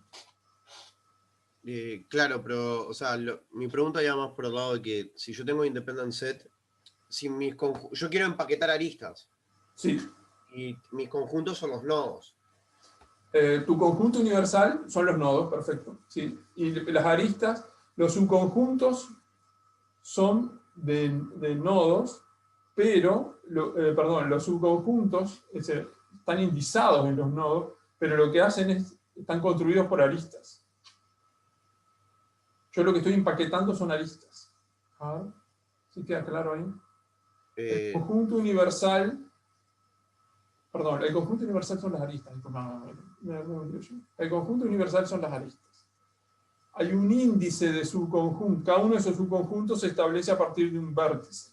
O sea, cada vértice tiene como su subconjunto asociado de aristas las que son adyacentes a él. Y esas son las que voy a empaquetar. Si elijo un vértice, empaqueta esas aristas.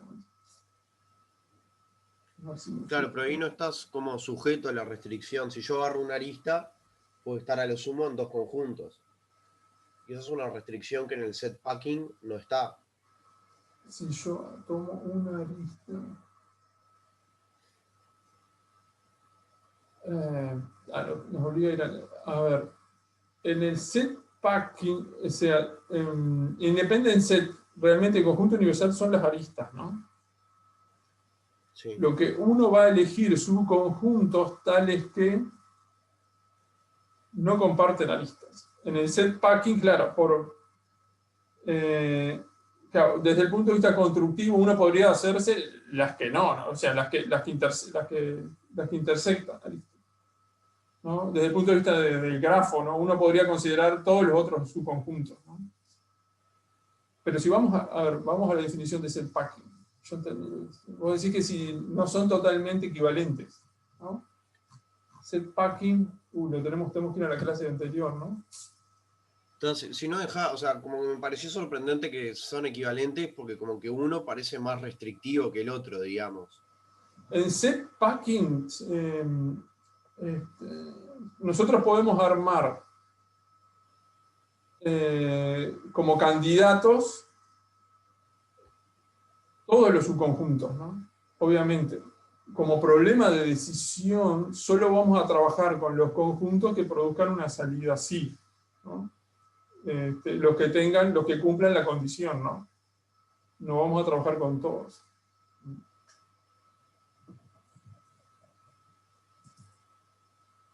Ok, está. Creo que entendí.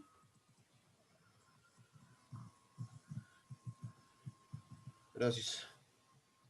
Bueno, no, de nada, cualquier cosa lo vemos más en detalle si querés, pero yo para no... ¿Qué hora es ya? No tenemos más tiempo.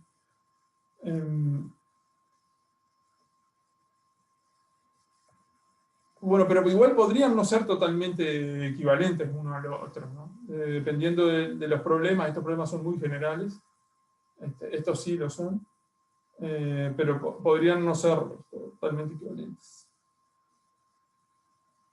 Y bueno, lo que vamos a ver ahora es el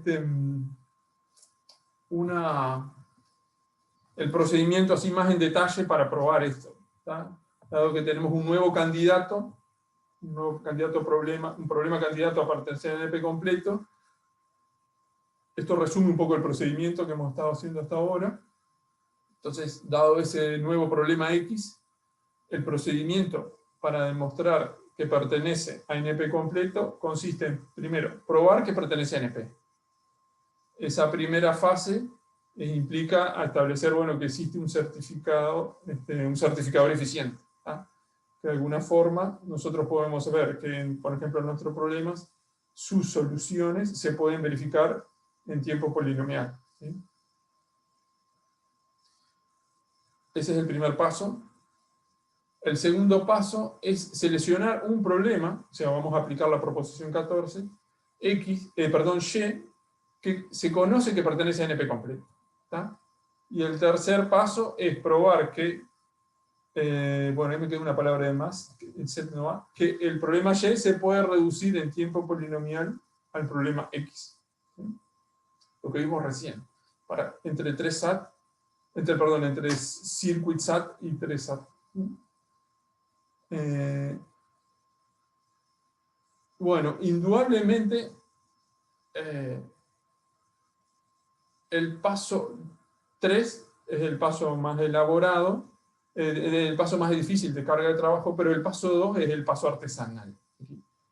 La selección del problema SY tiene que ser tal, o sea, cuando nosotros vamos a enfrentar esto, que el problema tenga alguna similitud con el problema X, ¿no? Para que el esfuerzo que requiera el paso 3 sea el menor posible, ¿no? No sé si se entendió la idea.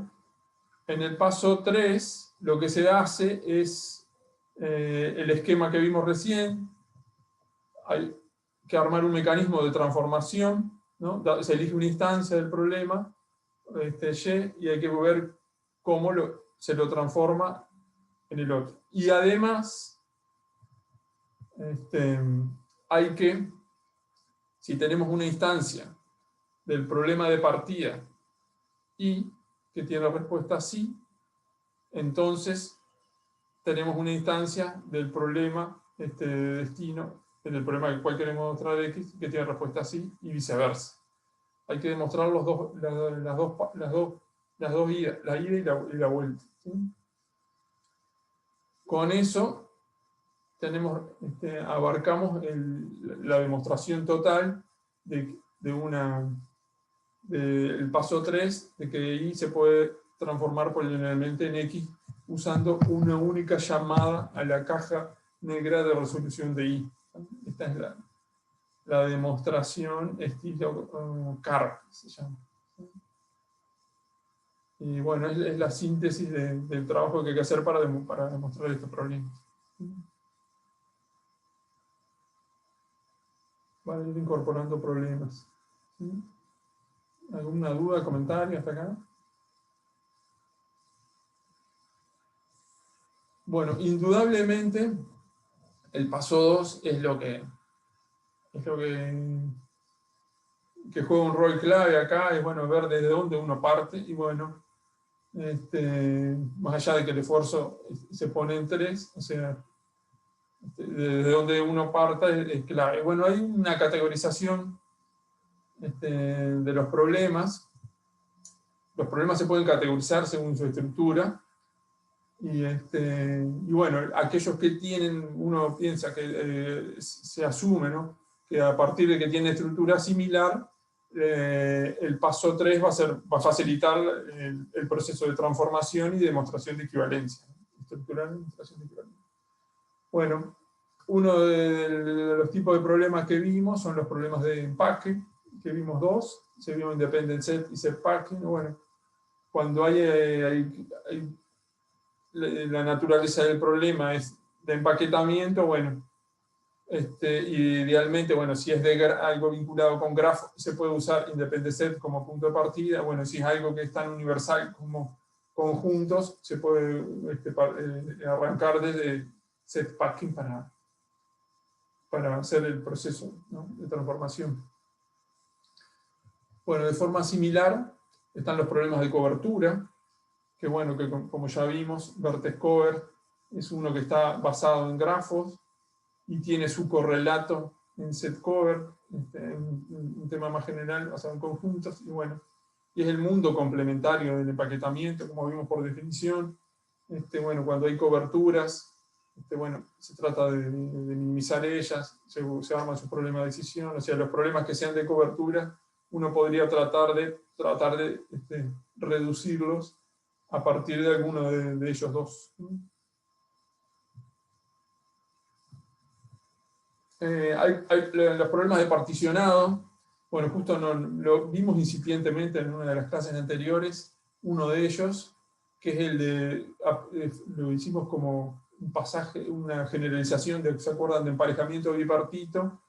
Hay un emparejamiento más genérico, que es el emparejamiento multipartito, y bueno, el caso minimal, que es más difícil de todo, es cuando hay tripletas, el three-dimensional matching se denomina en inglés.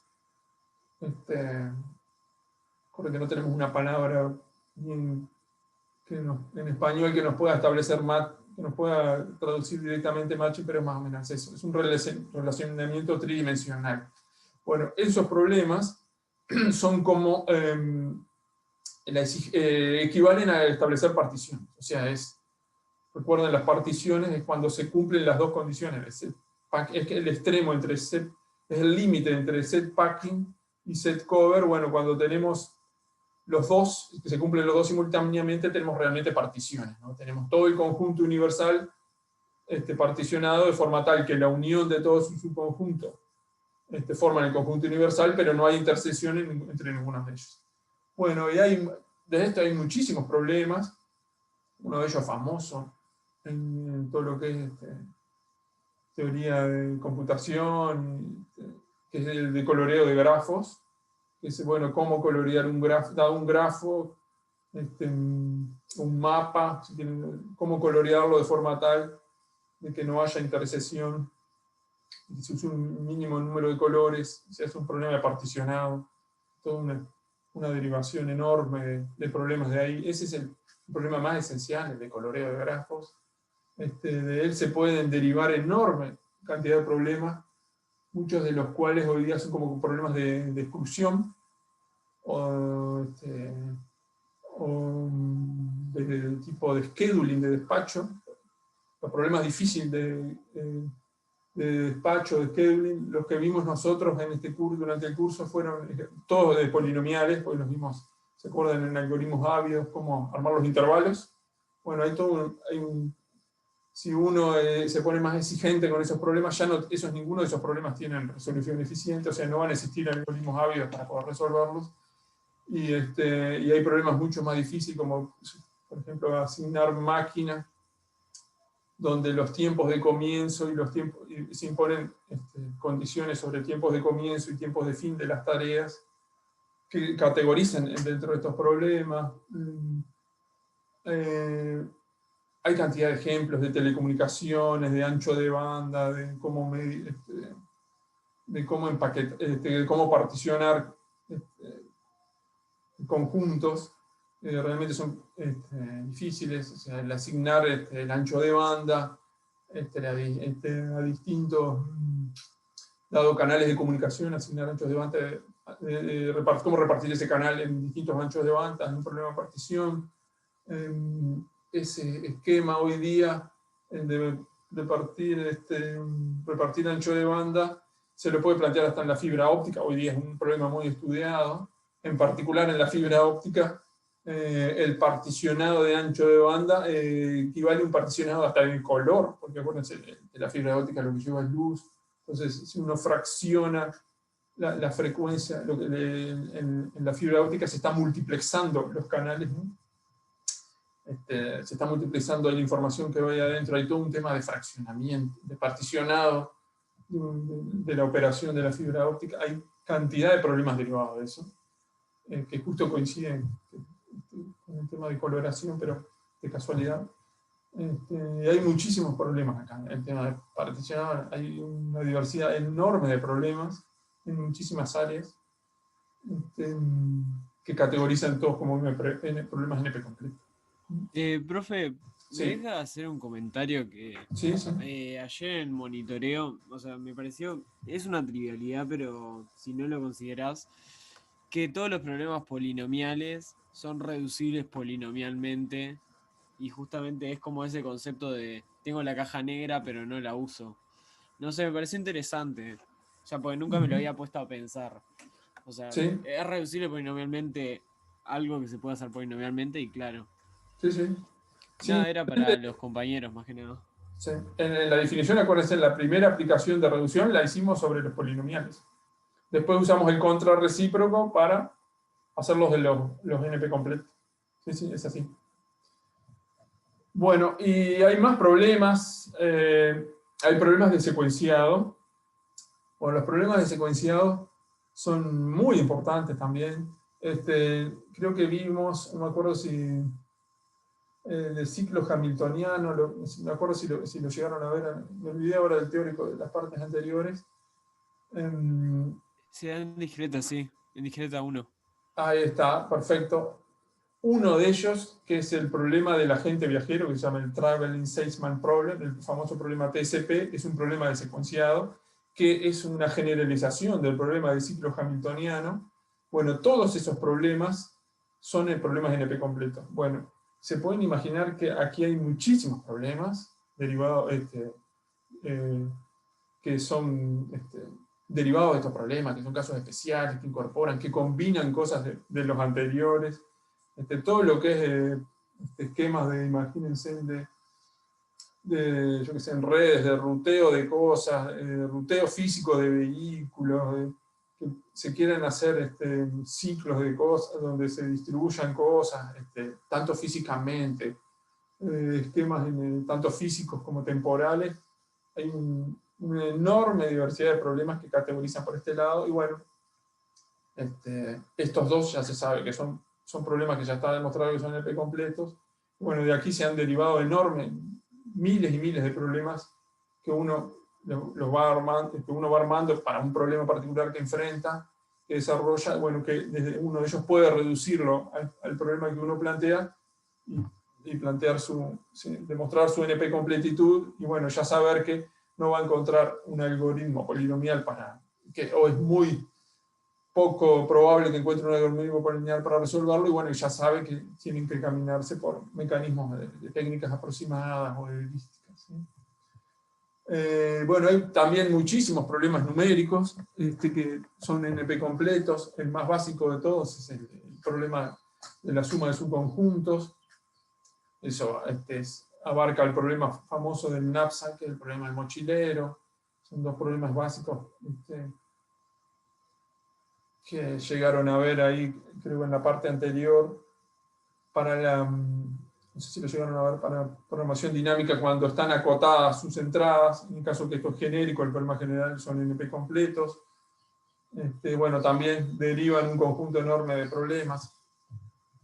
Y bueno, también tenemos los problemas de satisfacción de restricciones, que bueno, que ya vimos dos de ellos, son los fundamentales de la teoría, que son el problema de satisfacción de circuitos y el problema de satisfacción de expresiones booleanas. Bueno, de estos problemas hay toda una derivación, esquema de restricciones que pueden ser tanto lógicas como algebraicas. Y les comento, por ejemplo, dos problemas famosos que también son NP completos, que es el problema Sudoku y el problema de las M reinas. Seguramente ya lo hayan capaz sentido nombrar o en alguno de los cursos anteriores. Bueno, el Sudoku, porque es muy popular, El problema de las 8 reinas también es muy popular, algunas, sobre todo los que les gusta el ajedrez. Bueno, la generalización de esos dos problemas se los puede categorizar como problemas de satisfacción de restricciones, conversiones tanto lógicas como de álgebra booleana o de álgebra general. Y bueno, eso es un poco el panorama de problemas.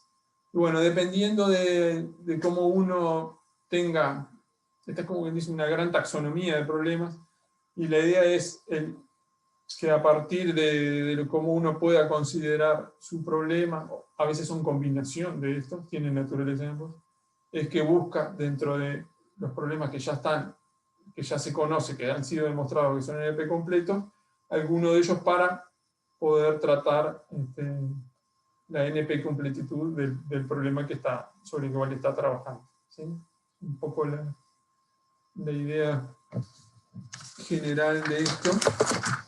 ¿Sí? Y bueno, ¿dudas, preguntas que tengan hasta acá?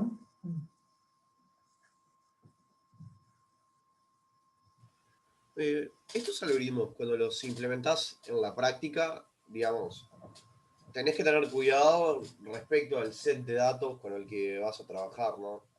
Porque como no tenés un algoritmo polinomial, si, yo qué sé, no poder de repente resolver un problema que si n es el tamaño de la entrada, con n igual 1.000.000, como de repente poder resolver algo de, no sé, una búsqueda, con n igual 1.000.000 lo puedes resolver, lo puedes ordenar, es una búsqueda binaria, lo que sea, pero acá como tenés algo que no es polinomial, como que cuando se trabajan con set de datos acotados, digamos, ¿no?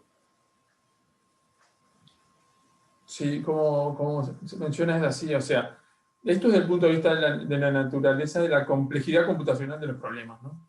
Nosotros sabemos esto. ¿Qué ocurre después en la práctica? Dependiendo de la instancia o el tamaño del problema que tengamos, es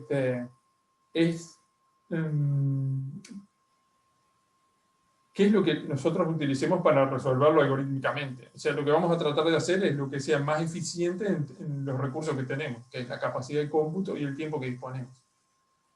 Lo que muestra, lo que plantea toda esta teoría que hemos desarrollado ahora es que si nosotros logramos demostrar que el problema en que estamos trabajando es NP completo, ya podemos, nos puede disuadir de salir a buscar una resolución, que va a haber una resolución polinomial de ese problema.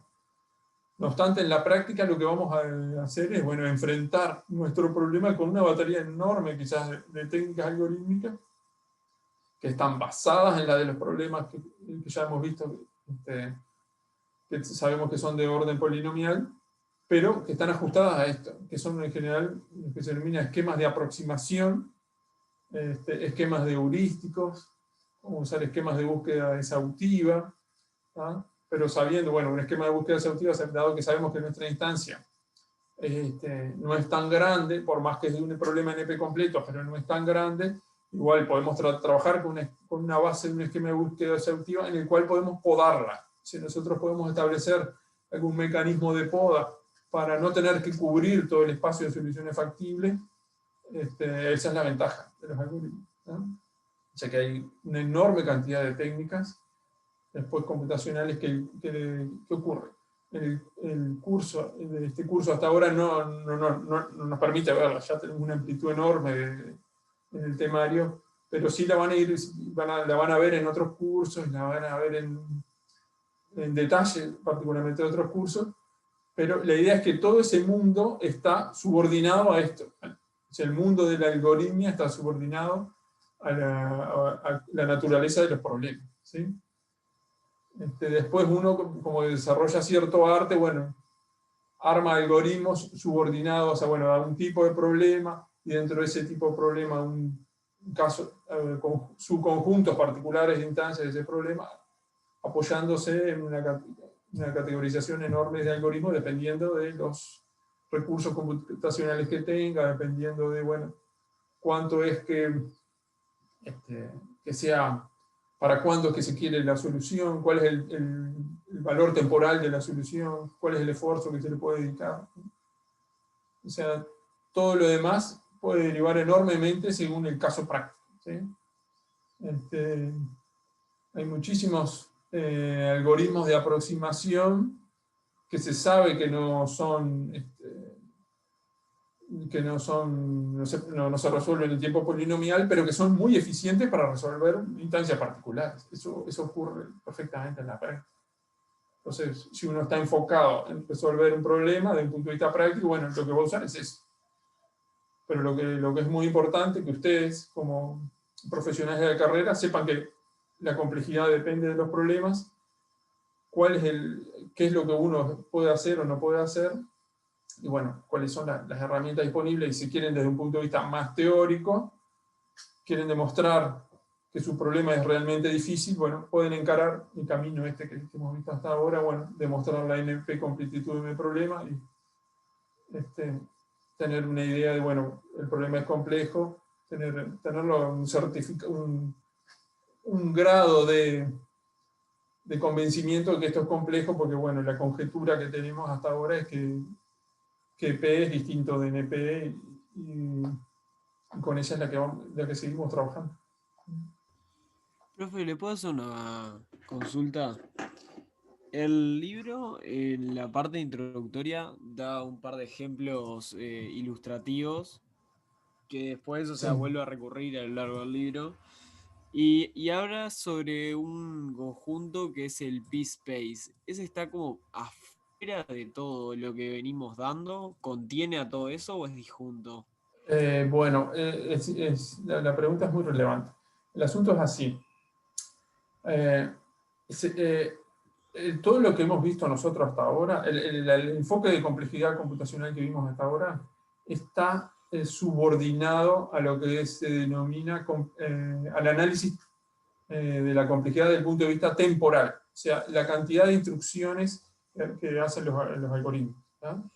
Estamos subordinados a eso, ¿sí? Todo nuestro análisis se está condicionado a mirarlo desde el punto de vista de la complejidad temporal, la cantidad de pasos de algoritmo. Todos nuestros problemas los analizamos, todos los problemas que tenemos acá, que vimos durante el curso, son problemas computacionales para los cuales que pertenecen a la clase NP, ¿no? Tienen un certificado de solución eficiente, que son decidibles. ¿Qué ocurre? Hay más problemas, hay muchísimos más problemas que aún son más difíciles que estos que vimos ahora. ¿Tá? Problemas en los cuales, como recién planteaba, se fue el compañero,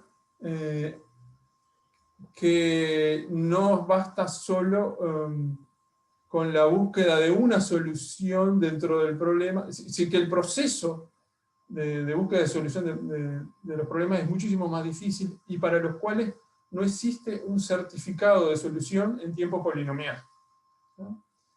O sea que no pertenecen a la clase NP, o sea, no tenemos un certificador que dado una solución nos dice, dado un certificado nos dice, no, si este problema se resuelve, esta es una solución válida en tiempo polinomial.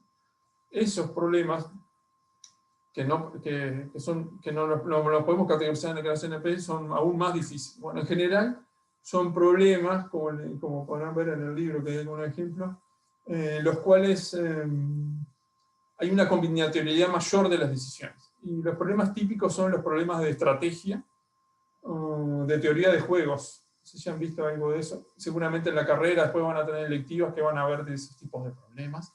Donde, bueno, en teoría de juegos lo que hay, supónganse, son dos jugadores y los dos toman decisiones iteradas en secuencia en el tiempo.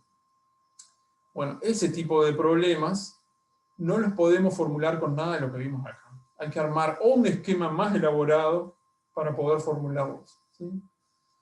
Ese tipo de problemas, todo su análisis de complejidad, hay que realizarlo sobre el espacio de las soluciones factibles.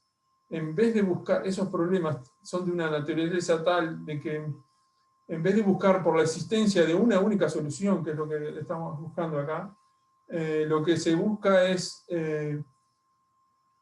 una existencia de, perdón, se hace un análisis en el cual las decisiones están encadenadas, y para una decisión que tomó, por ejemplo, un jugador, hay que buscar potencialmente muchas decisiones que puede tomar el segundo jugador. Entonces, en vez de tener un único análisis, como teníamos acá, de un único cuantificador existencial, de bueno, yo busco una única solución que cumple esto, y si esa es verdadera, resuelve el problema. Acá en estos otros problemas, lo que hay es un planteo de que en cada una de las, mi tupla de solución es como que dice una posible decisión, cada una de ellas tiene un cuantificador asociado, que puede ser un cuantificador existencial o un cuantificador universal. Entonces, el problema explota desde el punto de vista del análisis de la solución. ¿tá? Explota en forma espacial. Entonces, todo el análisis de complejidad que nosotros lo hacíamos para la búsqueda de una única solución y nos concentrábamos solo en el tiempo, en la cantidad de pasos, ahora hay que generalizarlo y hay que establecerlo sobre una búsqueda espacial entre todo el conjunto de soluciones posibles. Y eso es lo que planteaba el compañero, ese conjunto ahora de problemas, es una nueva taxonomía de problemas, se denomina P-Space. ¿no? Es una categorización mayor de complejidad. Y está muy interesante porque es la que abarca todos los problemas esos que les decía de estrategia, de teoría de juegos. Son problemas muchísimo más combinatoriales de decisión estratégica. Y bueno, el curso de programación 3, que ha derivado en análisis y diseño de algoritmos, ya es suficientemente grande y no da para abarcar esos temas. Pero esos temas los pueden ver en cursos más avanzados, de tipo de optimización o investigación operativa, en electivas. Pueden ver ese tipo de problemas y su análisis de complejidad. Indudablemente aquellos que quieran leer pueden mirarlo, buscar. Hay muchísimo material, si les interesa, para estudiarlo sobre ellos.